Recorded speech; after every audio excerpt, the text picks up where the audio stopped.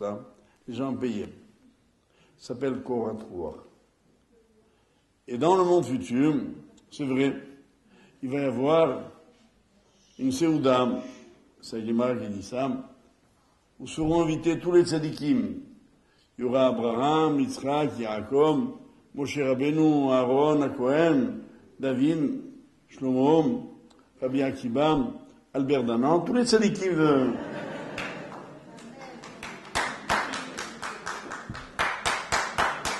Toi, comment tu t'appelles? Donc, rien que de les voir à cette Séouda, ça s'appelle Koratroir. D'ailleurs, entre parenthèses, il y a un petit mot bien connu sur cette Séouda. On dit qu'on servira à ce moment-là Orosh al-Léviathan, la chair du Léviathan, le fameux grand poisson. Et puis, le Sahara Shor, et la viande du fameux Shor, du taureau mythique dont parle la Torah. Et les Khamim me demandent, s'il y a déjà de la viande, pourquoi du poisson? C'est parce qu'il y en aura sûrement qui demanderont, là, qui arrivent là-haut, qui est-ce qui a fait la shrita? Quel cacheroute? Kacher, Glad, Chalak Bet Yosem, Bedin, Rotenberg. Quel cacheroute? Comme un Kadosh Baruch Hu, il veut pas d'histoire, il va donner du poisson. Il dit comme ça, au moins, je suis tranquille. Maintenant, d'après la version thune de la Guimara, il y aura du couscous boulette. Au poisson, bien sûr.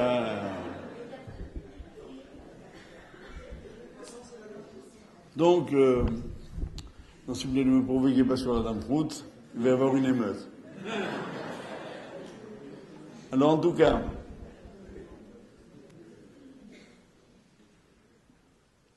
cette Mishnah, on la termine. Donc, apparemment, 1 heure de ça dans l'Olam Haba vaut mieux que toute la vie dans le monde ici-bas. Et la Mishnah ajoute, Veyafa, Sha'achad, Shel Tshuva Ma'asim Tovim, Ba'olam Hazeh, Mikol Chaye Olam Haba. Mais, 1 heure de Teshuvah et de bonnes actions dans ce monde-ci vaut mieux que toute l'éternité dans le monde futur. Conclusion, qu'est-ce qui est le plus important? Olam Hazeh, mais à condition d'occuper Olam Hazeh dans Tshuva et Ma'asim Tovim. Voilà pourquoi nous sommes ici, mesdames et messieurs, mes chers amis. On est venus un petit peu étudier ensemble.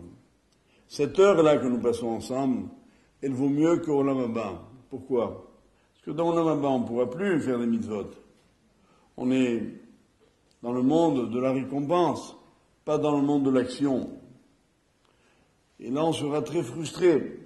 Voilà pourquoi dans Olam Hazeh, la vraie grandeur, c'est d'accumuler les mitzvot, d'accumuler les mérites, qui ne feront pas que nous donner une place de choix dans Olam Haba, et qui nous permettront de servir Hachem comme il nous l'a demandé.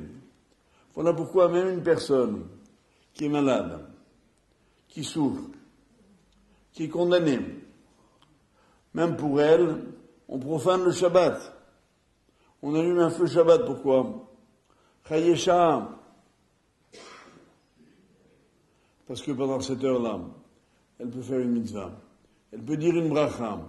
Elle peut dire Amen. Ça vaut mieux que tout Olam Haba. Donc en fait, ce qui compte, c'est pas seulement la vie, c'est la qualité de la vie. C'est-à-dire le contenu de la vie. Ce que l'on y fait. Et c'est ça qui détermine le vrai bonheur. Quand on a eu la chance de comprendre ces choses-là, on est au cœur du phénomène essentiel qui est la vie. Et je crois que, pour compléter ce que je suis en train de dire, je voudrais apporter encore un exemple. En fait, la Torah abonde tout entière de ce type de considération, mais moi j'aimerais en apporter encore un, au moins.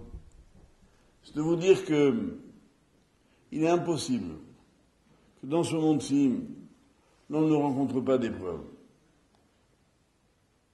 Celui qui bute contre les épreuves, sans les dominer, sans comprendre qu'elles sont envoyées par Hachem pour nous donner une leçon, et qui prend l'épreuve dans la joie, il passe à côté de l'essentiel de la vie.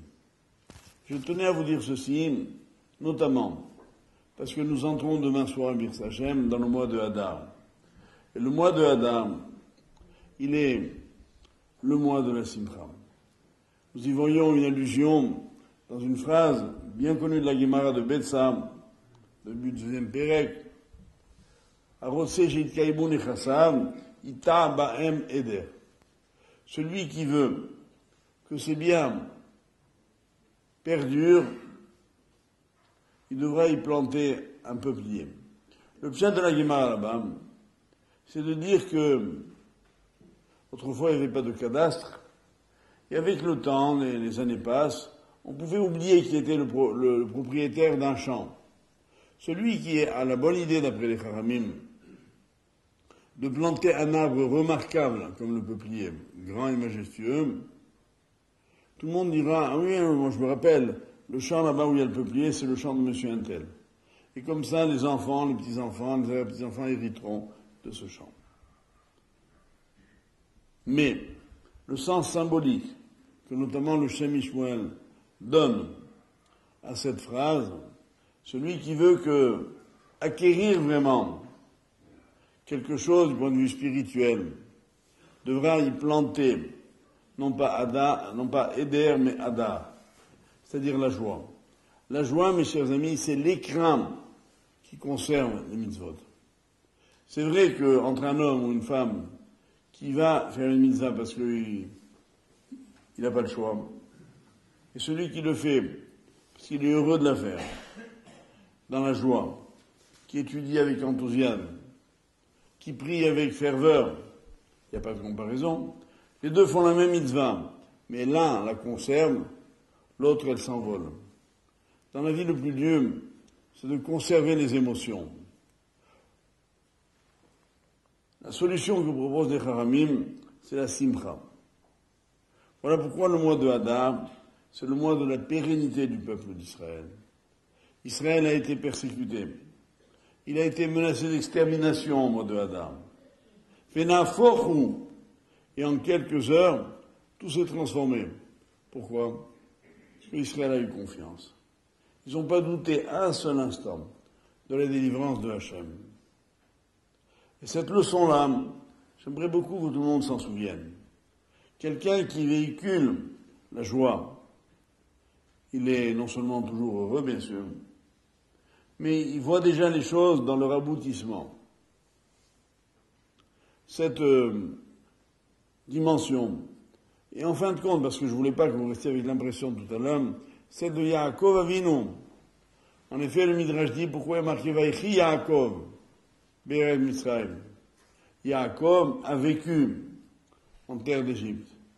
Même les 17 années de la fin de la vie de Yaakov, en Égypte, en Gazout, seront les plus belles années, parce qu'il aura d'abord ses enfants autour de lui, enfin réunis. Et il nous a enseigné que même dans l'exil, même dans l'adversité, un juif doit être toujours heureux.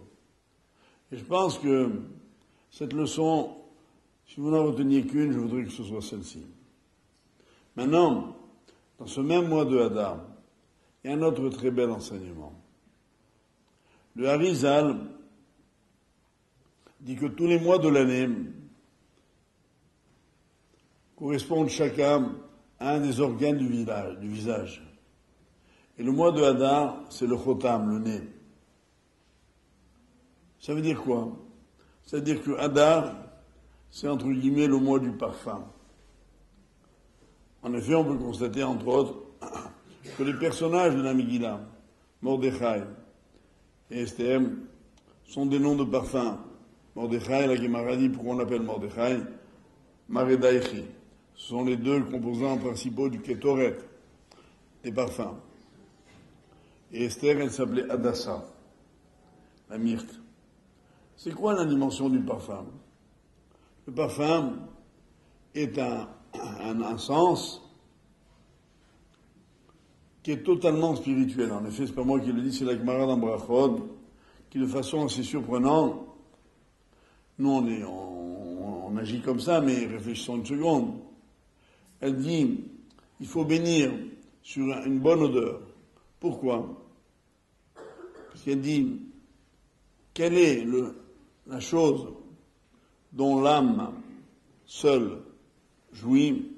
C'est le réach, le parfum. Et pourquoi? Parce qu'à l'origine, lors de la faute de Adam et Ève, Adam et Chava, on leur avait demandé ne mangez pas de ce fruit, de l'arbre au milieu du jardin, ils l'ont mangé. Et avant de le manger, ils l'ont vu, ils l'ont touché, mais ils l'ont pas senti. En d'autres termes, le réach, l'odorat, n'a pas été perverti par le chet de Adam Arishon. Donc c'est un organe qui restait en quelque sorte pur. Voilà pourquoi d'ailleurs, on a le droit de respirer une bonne odeur à Kippour, alors qu'on ne peut pas jouir de son corps. Pourquoi la réponse est là? Parce que c'est pas le corps qui jouit. Et la Gemara dit dans Brachon, pourquoi? D'où on apprend qu'il faut dire une bracha? Parce qu'il y a marqué Kol HaNeshama Te'alelia. Al tikre Kol HaNeshama ela Kol HaNeshima. Al Kol Neshima ou Neshima. Que toute âme vivante te loue. La Gemara propose de dire comme ceci, non pas que toute âme vivante, mais que toute respiration. Quand on respire une bonne odeur, on doit louer Hachem pour cela. Donc le réach, c'est l'occasion, un parfum, de remercier Hachem d'un point de vue spirituel. Et c'est vrai que l'odorat est quelque chose de très fin, qui ne relève pas des autres sens. Quelqu'un qui sent les choses, on dit en français d'ailleurs sentir les choses. Comme on le dit à propos du Mashiach, on dit Ve'erecho, Be'er Hashem. Il sentait les choses. Il était capable de déterminer une halakha avec l'odeur. Celui qui est capable de conserver intact le parfum, la perception des parfums, c'est qu'il est resté dans un monde spirituel. Or, ce qui est intéressant, et je pense que vous le savez tous, c'est qu'on dit que les Talmidei Chachamim, les sages de la Torah, sont comparés à l'étrog, qui est un fruit odoriférant. Et cette dimension-là, c'est la dimension de la Torah. Parce qu'il y a toujours dans la Torah cette jouissance qui est indicible, qui est très fine, mais quand on la sent, c'est ce qu'on a vraiment compris. Moi, j'ai l'habitude de dire que les synagogues ressemblent à des parfumeries. Pourquoi? Parce que dans une parfumerie, quand on entre, même si on n'achète rien, on ressort parfumé. Synagogue, c'est la même chose. On vient, même si on ne prie pas, on ressort plus fort, spirituellement. Nous, on a, ce soir, dans une synagogue, on a étudié. On a senti le réach de la Torah. Et cette dimension-là, il faut la garder avec vous. Il faut la mettre dans un écran. Cet écran, ça va être la simcha. Et je crois, justement, si je dois dire un mot de votre communauté, Baruch Hashem, c'est que à Sarcelles, c'est une ville où on sent la simcha, où on sent la joie. Parce que vous avez, justement, vous êtes battus pour que la Torah reste près de vous. Par cet effort permanent que chacun fournit dans sa famille et collectivement, on est effectivement un homme toujours heureux. Je voudrais enfin vous dire deux choses. Lorsque on parle de Olam Haba par rapport au Olam Hazé, on a dit tout à l'heure que c'est un monde dans lequel on ne peut plus faire de mitzvot. C'est vrai. Et de ce point de vue-là, c'est vrai que Olam Hazé, lui, est infiniment supérieur. Il y a une autre dimension que je ne veux pas manquer de signaler. C'est un épisode qui est rapporté également dans la Gemara de Rabbi Shimon ben Hanasta, qui était un homme très pauvre. Et un jour, il n'avait rien à manger chez lui. Alors, sa femme lui dit qu'est-ce qu'on va manger? C'est Shabbat, c'est Pessah. Alors il a demandé à Rabbi, son maître Rabbeinu Akadosh, qu'est-ce qu'il devait faire.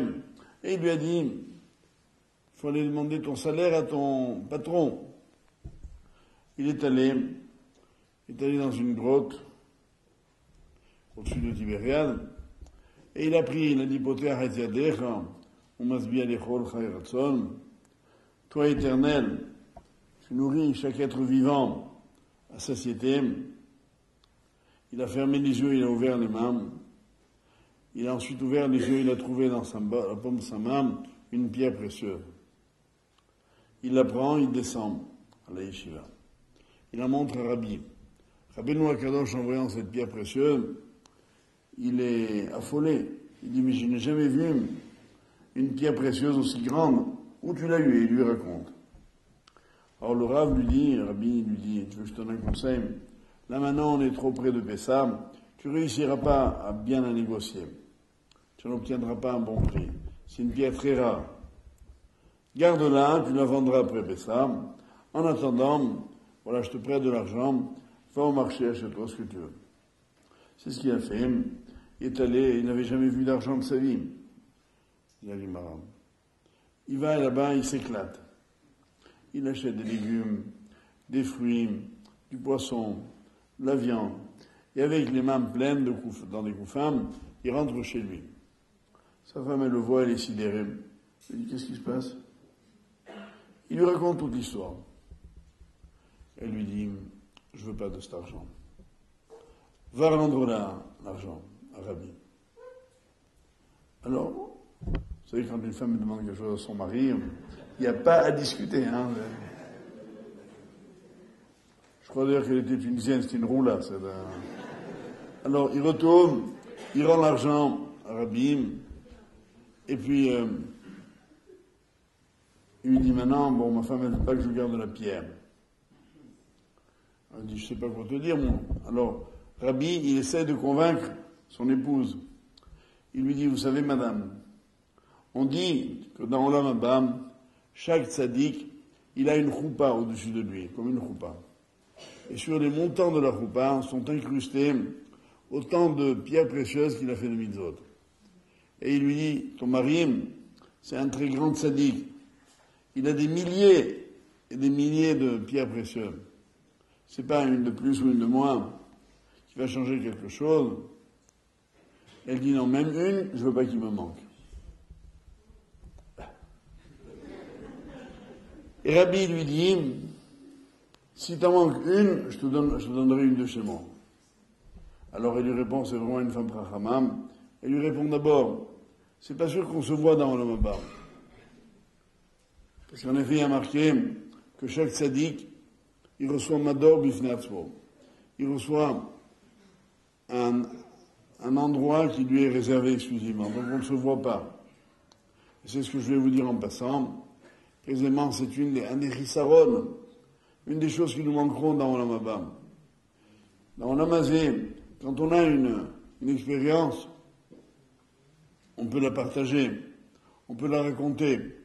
Si on vous propose le plus beau voyage du monde, voilà, une agence de voyage vous dit, madame, monsieur, vous pouvez aller là où vous voulez, vous avez un budget illimité. Si vous êtes sûr de ne pas pouvoir le raconter en revenant, vous n'avez aucun kiff. Le kiff, c'est quoi? C'est de raconter. Vous rentrez, vous dites à vos amis, je sais pas où j'étais. Un hôtel, une plage, un ceci, un cela. Mais si on ne peut pas le raconter, il n'y a aucun kiff.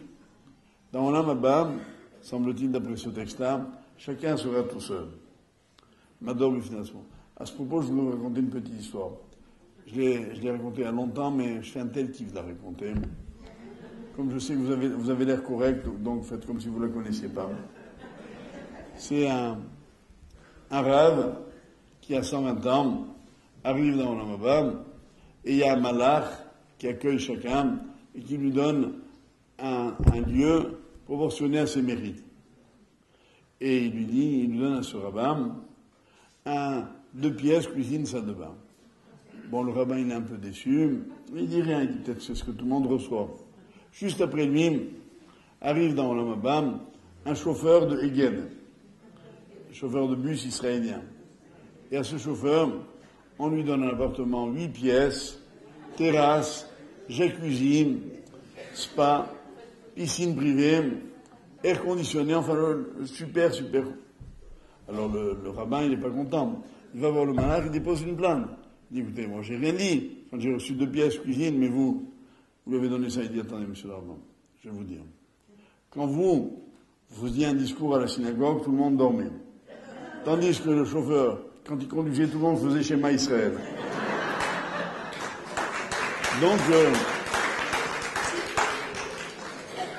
Donc il a un grand mérite. Et effectivement, le mérite dans la vie, c'est de pouvoir être ensemble. C'est ça un des grands bonheurs de Olam Hazeh, de pouvoir partager des expériences. Et voilà pourquoi, en plus de la mitzvah, on pourra le raconter. On pourra dire à ceux qui n'étaient pas avec nous ce soir, vous savez, j'étais héros du roi. On a fait un cours, un qui. Et effectivement, c'est comme ça que la joie est totale dans ce monde. Il ne faut pas hésiter à raconter le bien que l'on a fait sans en tirer la moindre vanité. Le beau que l'on a vu pour une mitzvah. Et voilà, mes chers amis, en quoi ce que je vous souhaitais dire à Albert s'il avait été là, et j'aimerais vraiment que vous lui transmettiez de ma part le message. Même s'il est éprouvé, même s'il est malade, si Hachem le maintient en vie, c'est un cadeau chaque minute, chaque seconde. Et il ne faut pas qu'il se décourage, il ne faut pas qu'il perde espoir. La maladie, on en guérit d'abord et avant tout grâce à la Emouna. Le drame aujourd'hui, c'est que la médecine a fait tellement de progrès qu'elle nous sape le moral. Les médecins, en quelque sorte, sont victimes de leur succès. Ils ont tellement d'expérience qu'ils disent à l'avance, voilà ce qui va se passer. Et les gens, ça les démolit. Il ne faut pas écouter. Il ne faut pas écouter. Je pense que tout le monde le sait, je l'ai écrit dans mon livre. Quand je suis arrivé, moi, à l'hôpital, et moi, j'étais déjà dans ma plus grande sieste de ma vie, 26 jours de sieste, j'ai fait un kiff de folie. Mais à ma femme, ils lui ont dit, il ne passera pas la nuit. Elle les a laissés parler. À tel point que le professeur, quand est venu mon frère, quelques temps après, mon frère aîné qui est médecin, il lui a dit, vous savez, vous devriez préparer Madame Citruc à l'état de son mari, je crois qu'elle ne réalise pas. Mon frère, il a bien remis en place, il lui a dit, pas du tout, monsieur, elle réalise très bien. Mais elle a une autre référence. Un autre médecin. Celui qui est Boter Bachem, Chesed Yisovenu, comme dit le Passouk.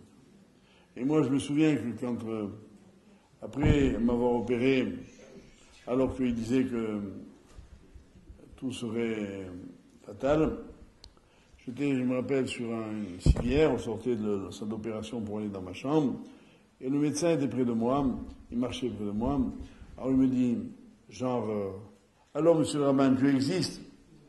Moi j'ai répondu, moi je savais avant d'arriver. Non, mais c'est vrai. C'est même ça qui nous maintient. Voilà pourquoi, mes chers amis, l'occasion qui nous a fait venir ici était peut-être un peu pathétique, mais elle devient belle, parce qu'on la transforme en mitzvah, on la transforme en espérance. Elle est pour nous tous un exemple. Voilà un homme qui se bat, grâce à qui moi j'ai eu le mérite de donner un cours ce soir, et vous avez eu avec moi le bonheur de le partager. Je souhaite à chacun d'entre nous, on n'est pas obligé de souffrir, une longue vie de santé, sans épreuve, sans nisyonote, sans tsa'ar. Mais sachez que même s'il y a des obstacles dans nos vies, il ne faut pas en faire un drame, ni s'y arrêter. Il faut les contourner et surtout remercier Hachem de nous les envoyer pour nous élever encore un petit peu plus. Une épreuve n'est jamais gratuite. Elle permet à l'homme d'acquérir une madriga, un niveau supplémentaire. Elle nous permet de grandir tous les jours un petit peu plus. Et voilà ce que j'avais envie de vous dire. Et que Bezrat Hachem, on est tous, grâce à ce mois de Hadar qui vient demain, l'occasion de partager ensemble de très grandes joies pour tout notre peuple. Amen.